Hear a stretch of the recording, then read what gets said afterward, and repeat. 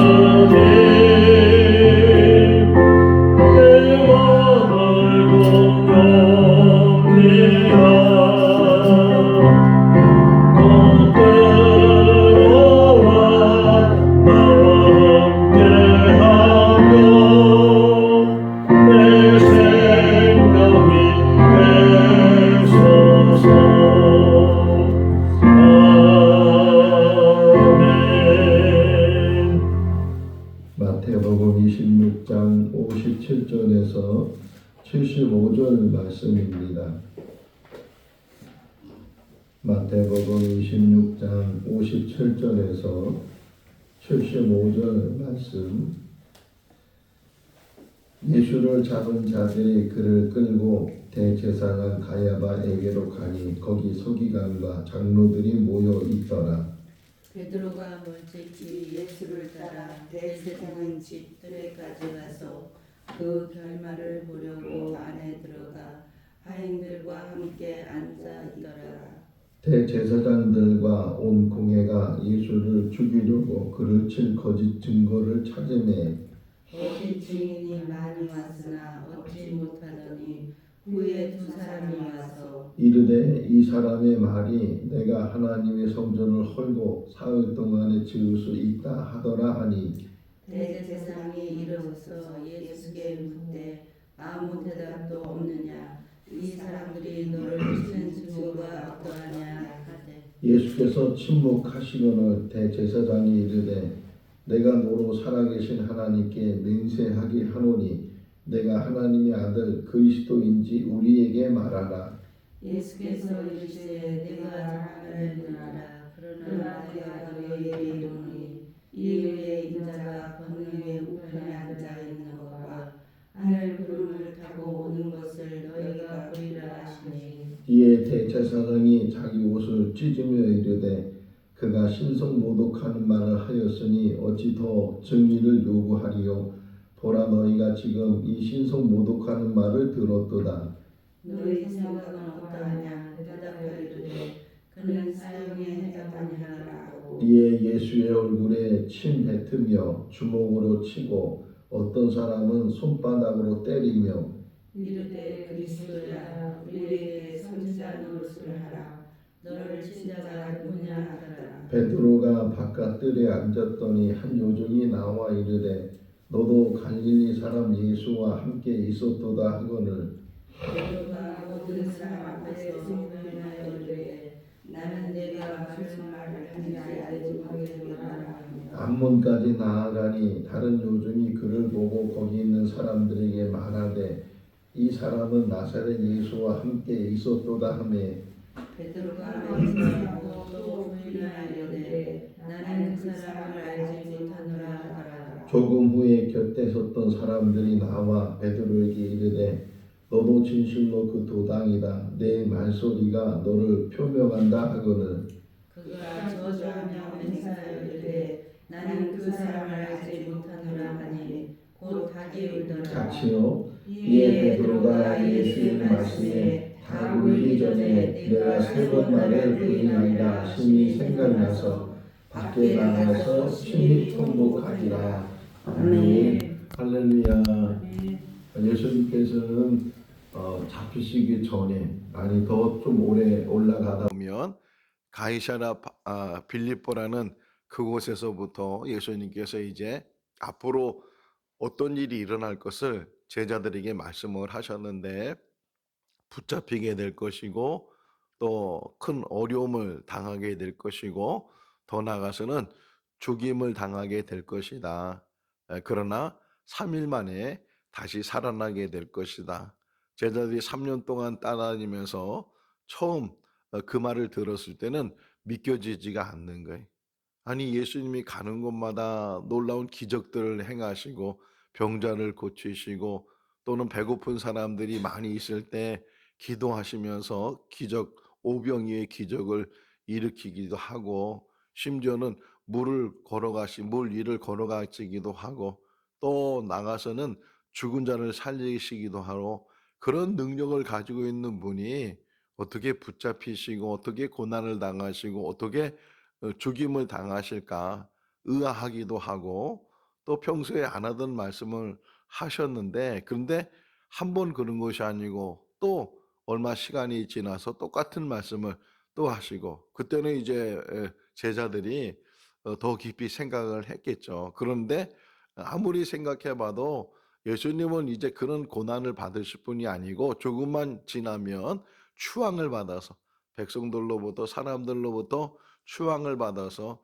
큰 지도자가 될 분이신데 이런 생각들을 제자들에게 그래서 그 갈릴리에서부터 이제 예루살렘 유월절을 맞이해서 마지막 예루살렘을 지내기 위해서 예수님이 가시죠. 가시는 걸음에서 그들이 누가 더 높은 자리에 앉을 것이냐 예수님께 직접 말하기도 했죠.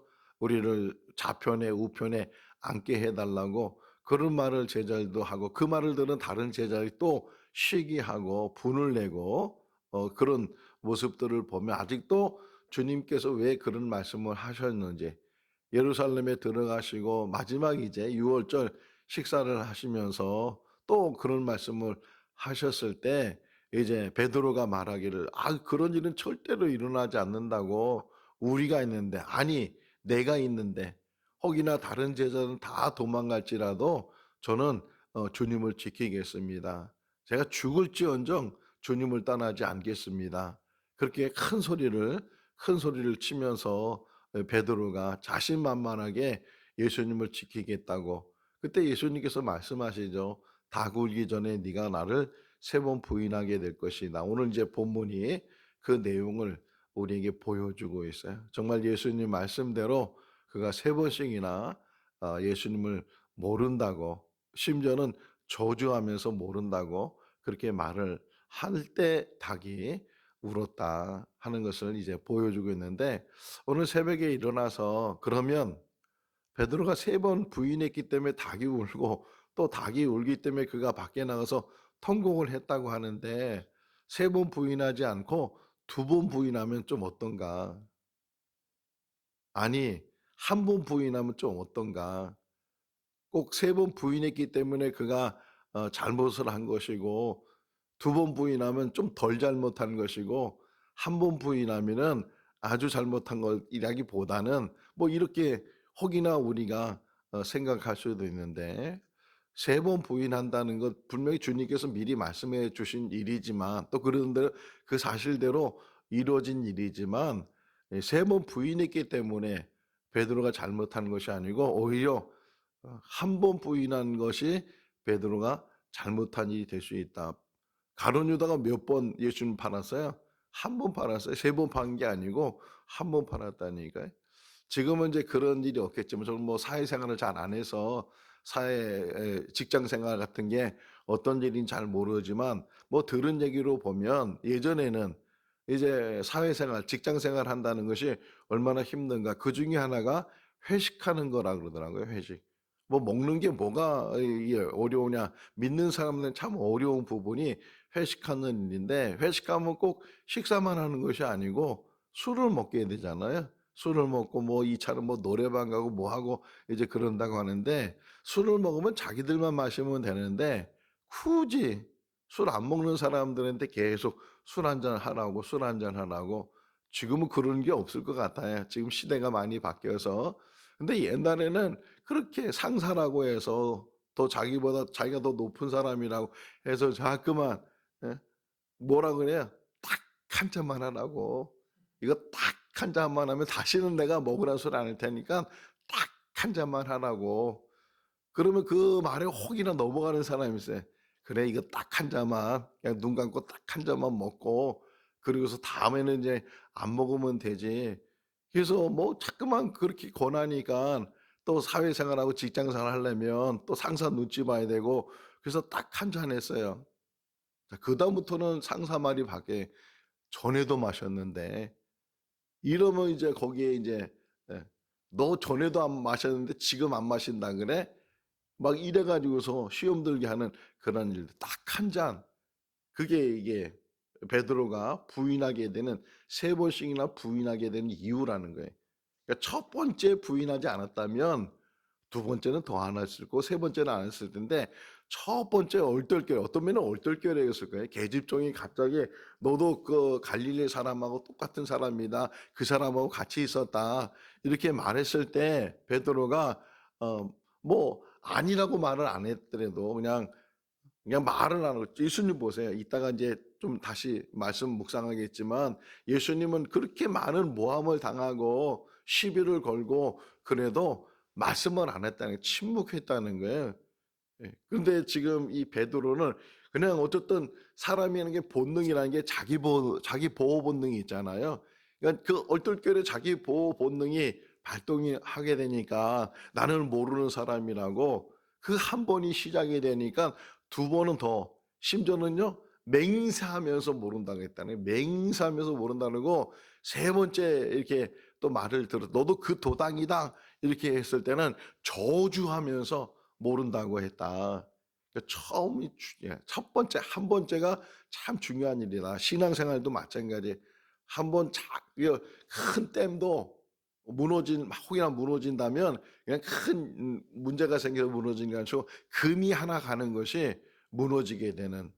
요즘은 자동차 뭐 잘 만들어지고 또 유리도 강화 유리가 되고 그러는데, 옛날 이제 자동차들 혹이나 이 돌이 튀어서 창 이 앞유리 이렇게 갈라지면 처음에는 그냥 딱 맞은 거로 끝나는데 점점 금이 가잖아요. 하나 갔던 금이 두 개 가고 셋이 가고 막 퍼지 금이 퍼져나가는, 결국은 그 유리를 바꿔야 되는 그런 일이 되는 것처럼 우리 신앙도 마찬가지예요. 사단이 우리를 넘어뜨릴 때 작은 것 하나, 처음 하나, 그 하나를 빌미로 해서 우리를 넘어뜨리는 일들이 참 많이 있다. 오히려 항상 경계해야 되는 게 처음이에요, 처음.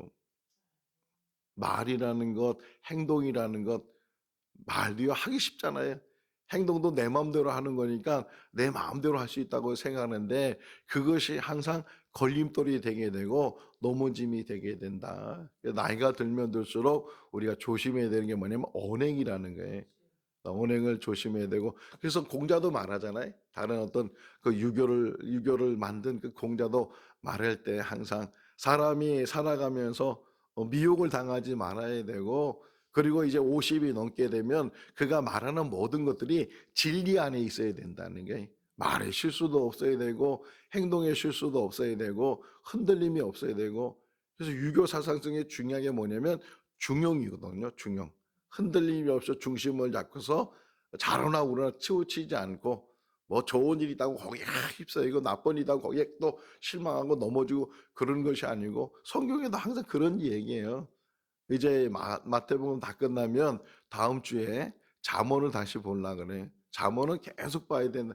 우리에게 교훈을 주는 것이고, 어떻게 살아야 되는지, 어떻게 말해야 되는지, 어떻게 행동해야 되는지, 어떻게 인간관계를 가져야 되는지, 무엇보다도 하나님과 관계를 어떻게 가져야 되는지, 그 말씀들을 다시금 이 솔로몬이 기록한 그 잠언의 말씀을 묵상을 하려고 지금 기도로 준비를 하고 있는데, 이 베드로의 모습 속에서 어떤 면에서는 예수님의 모습이 지금 대제사장에 끌려가서 예수님의 모습이 보이고, 또 이쪽에서는 베드로의 모습이 지금 오늘 두 모습을 지금 같이 보고 있는데, 그 안에 또 베드로가 예수님을 쫓아가는, 오늘 57절 말씀의 시작이 베드로가 멀찍이 예수님을 쫓아가는 그러한 이야기를 보게 되는데, 오늘 이 두 사람을 통해서 단어를 제가 하나 이게 묵상을 해요. 예수님의 모습 속에서 억울함을 당하잖아요. 억울함을 당한, 죄 없는 것을 누명을 쓰고, 그 사람들이 억지로 그냥 강제적으로 죄명을 만들어서 신성 모독죄다 이런 죄명을 만들어서, 그래서 예수님을 결국은 십자가에 이제 못 박히게 하는데, 그런 억울함 속에서, 그런 과정 속에서 예수님의 모습은 당당함이 있었다는 거예요. 우리 신앙인의 모습 속에서 훌륭한 모습이 뭐냐? 당당함이에요. 당당함은 교만함이 아니고 자만함이 아니고 자랑함이 아니고 흔들림이 없다는 거예요. 하나님 앞에. 하나님 앞에 흔들림이 없이 억울함을 당하지만 그 억울함이 오히려 하나님의 뜻을 이루어간다면 자기가 이게 십자가거든요. 나를 따르려면 자기를 부인하고 자기에게 주어진 십자가를 지고 나를 따르라 주님 말씀하시는 것처럼, 십자가는 억울함을, 순교자에 대한 이야기 있잖아요. 순교자. 순교사 쪽 제가도 한번 그 책을 읽었는데, 정말 많은 분들이 신앙을 지키려고 순교를 했는데, 그 순교자의 공통적인 게 뭐냐면 억울한 일을 당하는 거예요. 안 죽어도 되는 그 자리에서 그 믿음 하나 지키는 것 때문에 억울함으로 그들이 세상을 떠나지만, 그러나 하나님 편에 설 때는 그것이 하나님의 뜻을 이루는 것이고, 그것으로 인해서 하나님 나라가 든든히 세워지는 일이다. 우리도 이 땅에 살면서 억울함을 당할 때가 있어요. 정말 인간적으로 생각할 때, 세상적으로 생각할 때, 이성적으로 생각할 때, 상식적으로 생각할 때 억울함을 당하는 일이 있지만, 그러나 그 억울함이 오히려 하나님의 뜻을 이루는 과정이 있다면 달게 지고 가는 거예요. 예수님이 그런 당당함이 있었고, 반면에 베드로의 모습 속에, 사람은 변하지만 사람은 당당하기도 하고 베드로의 모습을 가질 때도 있고, 그런데 이 베드로의 모습 속에 이 묵상하는 단어는 비겁함이, 그러니까 예수님의 모습 속에 당당함이 있었다면 이 베드로의 모습 속에 비겁함이 있었어요. 그 비겁함의 내막을 이렇게 생각해 보면 자기 보호 위주. 자기를 위해서라면 언제든지 배신할 수 있고 언제든지 등 돌릴 수 있고 하는 그렇게 인간의 모습들이잖아요. 지금 베드로는 그렇게 자기가 수제자라고 하고 예수님을 제일 가까이 따랐던 제자 중에 한 사람이 베드로지만 지금 그 여종 하나의 그 말 한마디에 그 모든 것들이 무너져요. 한순간에 무너져요. 자, 인생은 한순간에 무너질 수 있다. 아무리 그렇게 잘 쌓았다 할지라도 수십 년을 신앙생활 잘한다 할지라도 마지막, 그래서 인생은 마지막이 가장 중요해요. 마지막. 근데 마지막이 언제일까요? 그렇죠. 오늘이 마지막일 수 있잖아요. 그래서 우리가 잘 살아야 되고 그래서 하루하루가 마지막으로 생각하고 끝까지 믿음의 흔들림이 없이, 김동원 목사 하는데 김동원 목사가 전도하다가 죽었다 이러면 아, 목사답게 죽었다. 도박하다 죽었다 그러면 뭐라 그랬어요? 아, 그 사람이 도박했대? 목사가 도박했대? 사람이 마지막 그 순간이 가룟 유다도 마찬가지잖아요. 내일 이제 가룟 유다 이야기를 보게 되는데 이 마지막이 어떻게 삶을 마치냐가 참 중요한데 우리 마지막 우리 이강래 전사님은 찬양하다가 하나님 부르심 받으면 그게 최고의 기쁨이고 최고의 승리잖아요. 기도하다가 우리 김모근 권사님, 김원하 권사님 기도하다가 주님 부르심 받으면 최고의 자리에서 하나님 영접받는 것인데 이 마지막, 근데 사람이 항상 조심해야 되는 게 비겁함이 왜 생기느냐, 모면하기 위해서 잠깐의 어떤 그것을 모면하려고 비겁함이 생겼다 하는 것이고. 자, 57절 한번 보세요. 베드로가 예수님을 쫓아가잖아요. 예수님을 쫓아간 이유를 써놨더라고요. 57절에 50절 한번 읽어볼까요? 잡는 자들이 그를 끌고 가니 거기 서인과 장로들이 모여 있더라. 자, 58절 베드로가 멀찍이 예수를 따라 대제사장 집들까지 가서 그 결말을 보려고 안에 들어가 하인들과 함께 앉아 있더라. 베드로가 쫓아가긴 쫓아가는데 어떻게 쫓아갔다고요? 멀찍이. 자, 멀찍이라는 건 거리를 나타내는 거예요. 가깝다, 멀다 이렇게 표현하잖아요. 그러면 거리를 나타내는 것은 두 점이 있는 거예요. 두 사람이죠. 두 점과 두 사람을 얘기하는 거예요. 만약에 그것이 두 점이 없으면 먼지 가까운지 모르잖아요. 뭔가, 그러니까는 예수님과 베드로의 거리, 이거를 지금 이 저자가 말하기를 멀리 있었다는 거예요. 그렇죠, 멀리 있었죠. 근데 평소에 베드로와 예수님은 어떤 거리에 있었어요? 가까이 있었다고요. 그렇게 평소에 가까이 있었던 사람이 지금 예수님이 고난을 당하는 그 갑자기 붙잡히고 끌려가고 신문당하고 이랬을 때는 도망가 버리잖아요. 더 나가서는 더 도망가 버리고 더 멀리 가 버리고 야, 나 이제 고기 잡으러 가겠다. 다시 그 업으로 이제 돌아가 버리는 그런 모습들을 보면서 우리의 모습이 보인다는 거죠. 그래서 우리에게 주는 교훈이 뭐냐면 이 거리가 항상 예수님의 거리가 가까워야 돼. 내 인생의 거리가 가까워야 돼. 제가 청주에서 이제 목회할 때가 있었는데 우리 신방 전사님이 멀리 살았어요. 멀리. 그러니까 그 사모함이 새벽에 잘 못 나오고 멀고 그러니까 기도하면서, 그 기도하시는 분인데 그분도 정말 기도를 오래 하시고 많이 하시고 심지어는 혼자서 막 철야 기도하고 그런 분인데 그냥 멀었어요. 자동차는 한 30분 그런 거리에 살다 보니까 다 사모함이. 그러다가 정말 결심하고 교회 가까이로 이제 이사 왔는데 뭐 그 얘기하면 좀 간증이 긴데 어쨌든 그렇게 가지고서 뭐 정말 지금도 그렇게 하나님께서 막 물질의 복을 주시고 자녀들 좋은데 다 이렇게 결혼하고 뭐 하고 다 그런 것들을 보면서 제가 느끼는 게 하나님과 가까이 가고자 하는 사람의 복을 주신다. 하나님과 가까이 가고자 하는 사람. 뭐 집이 가까워지는 뭐 그것도 좋아해.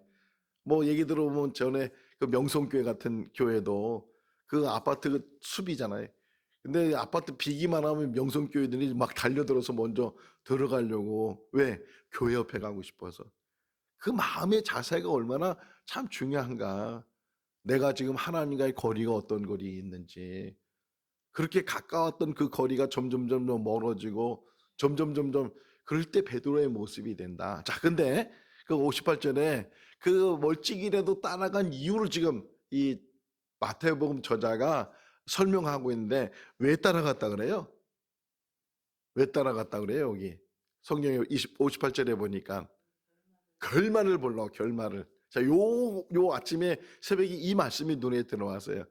베드로가 따라간 이유는 스승과 제자의 관계에 있어서 따라간 게 아니고 어떻게 될 건가의 결말을 보기 위해서 따라갔다는 거예요. 자, 그러면 질문이에요. 그 베드로가 이렇게 따라가서 결말을 보려고 했는데 그 베드로의 마음은 어떤 마음을 가지고 있었을까요? 그 결말에 대해서. 음, 어떤 결말을 기대를 가지고 베드로가 그렇게 멀찍이라도 따라갔을까요? 자, 이런 생각이 들었어요. 베드로가 어쨌든 다른 제자는 더 도망가 버렸는데 그래도 그나마 뭐 수제자라 그런지 예수님을 멀찍이라도 따라가서 그 결말을 보려고 했다 하는 말은 어떤 면에서는 야, 예수님이 이제 어떤 능력을 행하실까? 그렇게 예수님이 많은 기적을 행하셨는데 그렇게 많은 병자를 고치시고 많은 기적을 행하시고 물을 변해서 포도주를 만드시고 오병의 기적, 칠병의 기적을 행하시고 이런 많은 기적을 행하셨는데 저기서는 어떤 기적을 행하실까? 어떤 결말이 정말 나타날까? 막 그냥 놀라운 어떤 변화가 놀라운 역사가 혹이나 나타날 수 있을까? 혹 일말에 베드로의 어떤 기대 속에서 만약에 그 결말을 베드로가 부정적으로 생각했다면 따라가지 않았겠죠.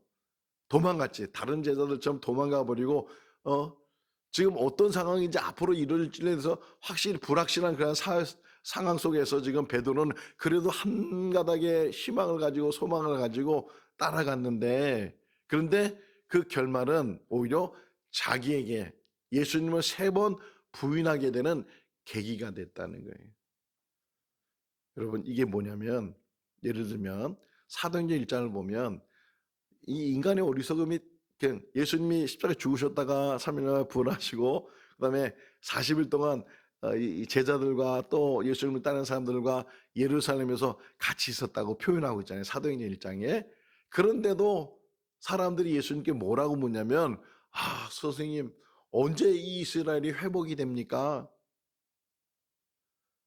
예수님은 계속 마지막까지 하나님 나라에 대해서 그렇게 처음부터 마지막까지 하나님 나라에서 하나님 나라에서 그래서 사도행 1장 3절 말씀에 보게 되면 40일 거하시면서 하나님 나라를 가르치셨다 이렇게 표현하고 있는데 그런데도 이 제자들이나 사람들은 깨닫지 못하고 자꾸만 현실적인 거예요. 물론 우리가 현실 속에 살지만 근데 예수님은 지금도 마찬가지예요. 지금도 신앙생활하는 게 물론 이 세상 속에 살고 있고 이 세상의 정치와 모든 면에서 우리가 지금 몸담고 살고 있지만 우리의 최고의 관심과 우리의 모든 집중은 하나님 나라예요. 하나님 나라. 깨닫지 못한다는 거죠. 예수님은 지금 그런 고난을 당하고 신문을 당하고 그런 상황 속에서 침묵하시고 또 심지어는 네가 그리스도냐 막 이렇게 질문했을 때 요한복음 1장을 보면 세례 요한에게 사람이 찾아와서 막 세례 요한이 막 세례를 베풀고 막 당당하게 사람들 책망하고 뭐 왕한테도 책망하고 막 그러니까 사람들이 야 이거 선지자가 나타났다. 정말 하나님의 사람이 나타나고 혹시 저 사람이 우리가 기다리는 그리스도가 아닌가 뭐 이런 마음을 가질 정도로 그런 세례 요한을 그렇게 얘기한 것처럼 지금 예수님의 3년의 공생의 생활 속에서 예수님이 많이 보여주셨잖아요. 그분이 어떤 분인가를 보여주시고 심지어는 베드로가 고백하기를 주는 그리스도시요 살아계신 하나님의 아들이십니다. 이렇게 얘기할 정도로 그들이 깨닫게 되는데 지금 빌미를 만들려고 네가 하나님의 아들 네가 맹세해봐라. 살아계신 하나님 앞에 맹세하라. 하나님의 아들 그리스도냐? 이거는 인정하는 게 아니고 올무를 만들려고 근데 침묵하던 예수님께서 이때는 대답을 하셔요. 이때는 대답하시면서 네가 보좌 우편에 앉아 있는 이와 또 다시 오실 그 인자가 다시 올 텐데 그때를 너희가 알게 될 것이다. 그러니까 다시 말하면 그리스도인 것을 간접적으로 말씀을 하셔요. 근데 그것을 받아들이는 것이 아니고 이 대제사장이 옷을 찢어가면서 신성모독이라고. 그러니까 무슨 말이에요? 거짓말에 있다고, 믿을 수 없다고, 믿지 못하겠다고. 지금도 마찬가지예요. 하나님이 사람이 돼서 이 땅에 왔다고 지금 성탄 시즌을 맞이해서 선포하잖아요. 세상 사람도 듣잖아요. 교회 다니는 사람만 듣는 것이 아니고 세상 사람 다 듣지만 두 종류로 갈라지잖아요. 우리 같은 경우는 뭐예요? 믿습니다. 그렇습니다. 하나님이 사람이 돼서 우리의 모든 죄와 죽음의 문제를 해결하시기 위해서 오신 하나님이십니다. 우리의 구주이십니다. 이렇게 고백하는데 반면에 부인하잖아요. 어떻게 하나님이 사람이 되고 어떻게 한 사람의 죽음이 인류의 모든 죄를 다 대속할 수 있느냐. 믿을 수 없고 믿지 않는다. 그렇게 두 부류로 나눠지게 된다는 게. 그러면서 저들이 만든 제목이 뭐냐면 신성을 모독했다. 자신들이 신성을 모독하는 사실은 모르고 자기들이 만드는 그런 테두리 안에서 신성 모독했다. 그러면서 죽여야 된다. 처음부터 그랬어요. 처음부터 이 사람들이 모인 이유가 뭐예요? 50절에 보니까 죽이려고, 죽일 방도를 만들려고 거짓 증인들을 만들고, 그래서 지금 예수님을 신문하고 결국은 신성 모독이라는 그런 죄명을 만들어서 빌라도에게 끌고 가고. 왜? 자기들이 죽일 수 있는 권한이 없기 때문에. 그래서 빌라도에게 데리고 간 거예요. 자기들이 죽일 수 있는 권한이 없으니까 빌라도에게 신문을 하고 십자가 집행을 좀 하게 하려고. 이따가 이제 또 보지만 군중 심리를 이용해서 사람들에게 십자가에 못 박으라고. 며칠 전에는 호산나 호산나 불렀던 그 군중들이 며칠 지나고 나서는 십자가에 못 박으라고. 그런 사람의 심리들, 사람의 모습들, 이런 모습들이 곧 우리의 모습이 될 수도 있고, 흔히 그러잖아요. 심지가 굳어야 된다고. 믿음도 마찬가지. 믿음도 여기에 휩싸이고 저기에 휩싸이고, 여기 흔들리고 저기 흔들리고, 사람 말에 이렇게 흔들리고 사람 말에 저렇게 흔들리고. 오직 주님만 바라볼 수 있기를 바랍니다. 하나님만 바라보고 천국만 바라보고 말씀만 붙들고 나가야지. 사람은요 언제든지 등 돌리잖아요. 언제든지 배신하잖아요. 언제든지 나를 멀리 떠날 수 있는 것이고, 그게 사람의 관계 속에서 모습들이 우리가 많이 보게 되는데, 오직 주님은 하나님만 바라보고 하나님 뜻을 이루는 그런 삶을 사셨다. 다시 베드로의 3번 부인하는 거 얘기해보면 요게 또 장소가 나와요. 69절에 보게 되면 우선 뜰에 있었어요. 뜰에 있다가 계집종에게 모른다고 이제 부인하게 되면서 이제 조금씩 더 멀어지는 거예요. 바깥문에 나갔다 그랬죠. 이 71절에 보면 앞문까지 나가서 이제 더 도망간 거예요. 좀 더 도망가니까 또 거기까지 쫓아와가지고서 너도 나사렛 예수와 함께 있었다. 그러니까 그냥 맹세까지 하면서 이제 부인하고 모른다고 하고 있어요. 그런데도 그 자리를 또 이제 그러잖아요. 사람이 그 자리에서 그런 이야기 있었는데 떠나버리면 그게 진짜인 것처럼 보여지잖아요. 사람들한테. 그러니까 또 거기서 좀 더 있다가 시간만 되면 피해야지 뭐 그런 생각이 베드로에게 없지 않아 있었는데, 아니 그 순간에 또 사람들이 말하기를 너도 그 도당이야 이렇게 얘기하니까, 그때는 그냥 세 번째는 이제 더 완강하게 거부를 해야 되니까 저주를 했다는 거죠. 이거 한번 우리 볼까요? 참 가슴 아픈 일이. 74절 읽어볼까요? 그가 저주하며 맹세하여 이르되 나는 그 사람을 알지 못하노라 하니 곧 닭이 울더라. 참 가슴 아픈 일이고 우리의 일이다. 내가 그런 사람이 될 수 있고 내가 베드로였다도 그런 사람이 될 수 있다 하는 것이에요. 다른 건 몰라도 뭐 하지 말아라? 저주하지 말아라. 저주. 맹세하지도 말고 저주하지도 말고. 처음부터. 그러니까 정말 신앙생활이 뭐 결론이에요. 신앙생활이 뭐냐? 목숨 걸고 하는 게 목숨 걸고. 이거 말로는 쉬운데 실제로 그런 상황이 닥쳤을 때 정말 그 목숨까지도 하나님 앞에 맡길 수 있는 그런 신앙인이니까. 이게 늘 우리의 기도 제목이에요. 우리의 기도 제목. 지금은 환란이 없으니까 뭐 정말 신앙을 가지고 있는지 아니면 거짓된 신앙을 가지고 있는지, 위선적인 신앙을 가지고 있는지, 이런 부분에서 분간을 할 수 없지만 때가 되면 정말 그 사람이 참 신앙에 있는지, 참 믿음에 있는지, 바른 믿음에 있는지, 그게 때로는 시련과 연단과 억울함을 당하는 일이, 어떤 억울함 속에서도 꿋꿋하게 흔들림이 없이 주님만 바라보고 한 걸음 한 걸음 하나님을 향해서 나가는 믿음, 그런 믿음이 산 믿음이고, 그런 믿음이 하나님이 찾으시는 믿음이, 그런 믿음 안에서, 근데 또 하나, 이제 시간이 많으니까 또 하나만 얘기한다면, 그럼에도 불구하고 베드로는 뉘쳤어요. 요게 가룟 유다와 다른 일에, 그럼에도 불구하고 베드로는 통곡했다는 그런 의미가 뭘까요? 통곡했다는 의미가 몇 가지가 이유가 있는데, 예수, 이뭐 설명을 잘 보세요. 75절 마지막 절을 보게 되면 예수님의 말씀이 생각이 났다는 거예요. 다 굴기 전까지는 부인한 것이 너무 그냥 거기에 급박하게 이루어진 대화 속에서 세 번 부인하니 네 번에 또 베드로가 기억 못할 정도로 지금 막 초긴장 속에서 있는데, 자기가 부인하는 세 번째 부인하는 그 순간에 다 기울었어요. 우연의 일치라고 말하기는 너무 어려운 그런 상황 속에서 닭 우는 소리에 이 베드로가 번쩍 정신이 들었는데, 주님이 말씀한 그 미리 말씀해 주신 그 말씀이 기억났다는 거예요. 그러니까 주님의 말씀 속에, 왜 주님이 그런 말씀했어요? 당당하게 나는 주님을 지키겠습니다. 내가 죽을지언정 주님을 떠나지 않습니다.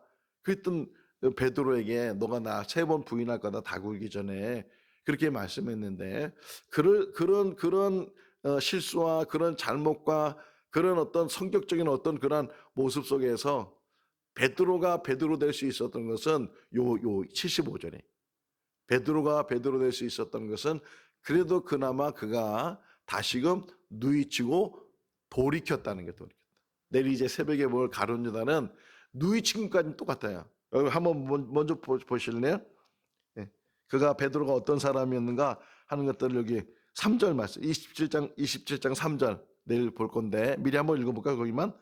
그때 예수를 판 유다가 그의 그 은 30을 대제사장들과 장로들에게 도로 갖다 주며, 이 가룟 유다도 누이쳤어요. 스스로 누이치면서 내가 정말 잘못했구나, 이러면 안 되는데 이런 나쁜 짓을 했구나, 이 스승을 판다는 것이 이게 얼마나 나쁜 일인가 하는 것들을 깨달았는데, 베드로의 차이는 뭐냐면 베드로는 돌이켰고 가룟 유다는 돌이키지 않았어요. 우리에게 은혜가 있다면 돌이키는 거예요. 지금이라도 돌이키고, 잘못한 걸 돌이키고, 실수한 걸 돌이키고, 뭐 그보다 더한, 베드로보다 더한, 가룟 유다보다 더한 그런 잘못을 했다 할지라도 돌이키기만 하면. 그래서 저는 개인적으로 찬송가, 많은 찬송가를 좋아하지만 그 중에 한 단어를 찾으라면 어떤 단어냐면 돌아와, 돌아와, 돌아와. 이게 저한테 막 울려요. 막, 집을 나간 자요, 지금 아버지가 기다리고 있다는 게, 아버지가 이 둘째 아들 이야기 속에 나오는 거잖아요. 돌아와, 돌아와. 그게 지금 예수님이 오신 목적이에요. 나는 의인을 찾으러 온 것이 아니고 죄인을 찾아왔다. 건강한 사람은 의인이 필요 없지만 병든 사람이 의인이 필요한 것처럼, 지금 베드로와 가룟 유다의 비교 속에서 베드로는 돌아왔어요. 가룟 유다는 돌아오지 않았어요. 지금은 돌아오기를 기다리실 때, 우리도 몸만 와 있는 게 중요한 게 아니고 마음이 와야 돼요. 우리 마음이 세상을 향했던 그 마음이, 세상 연락에 취하고 세상을 향해서, 오늘도 제 새벽에 일찍 나와서 기도하면서 회개, 항상 회개밖에 없어요. 하나님, 내 마음에 있는 탐심이나 이런 모든 것들, 마음에 있는 것들, 이게 걸림돌이 되지 않도록, 하나님 죄인입니다, 하나님 교만한 자고 자만한 자고 자랑하는 자고, 이런 회개밖에 없어요. 지금도 하나님은 돌아오기를 기다리세요. 온전히 하나님 앞에 나가는 우리들이 다 될 수 있기를 주님의 이름으로 축원합니다. 기도하겠습니다. 사랑이 많으신 하나님 아버지, 억울함을 당하지만 그 억울함이 하나님의 뜻을 이루는 줄로 믿습니다. 예수 그리스도가 그 억울함을 피하기 위해서 자기 변론을 하고 변명을 했다면 십자가의 역사는 없었을 것입니다. 그러나 그 억울함을 당하고 침묵을 지키고 그로 인해서 가시면류관, 채찍질, 또 십자가에 달려 죽는 일까지, 그러나 그것은 하나님의 역사를 이루는 일이었고 천국을 이루는 일이었습니다. 우리를 하나님의 도구로 써주시고 우리를 산 제물로 사용하여 주시옵소서. 억울함이 오히려 하늘에는 별같이 빛나는 상급이 되게 하여 주시고 하나님 나라의 좋은 일꾼으로 살게 하여 주시옵소서. 한 번 실수한 것이 두 번, 세 번은 더 크게 실수하게 됩니다. 아버지 하나님, 말과 행동에 있어서도 지켜주시고 정말 우리의 말이, 우리의 행동이 하나님 앞에 바로 서게 하여 주시옵소서. 오늘 하루 지켜주시기를 간절히 바라옵고 예수 그리스도의 이름으로 기도하옵나이다. 아멘. 마쳤습니다. 자유롭게 기도하시기 바랍니다.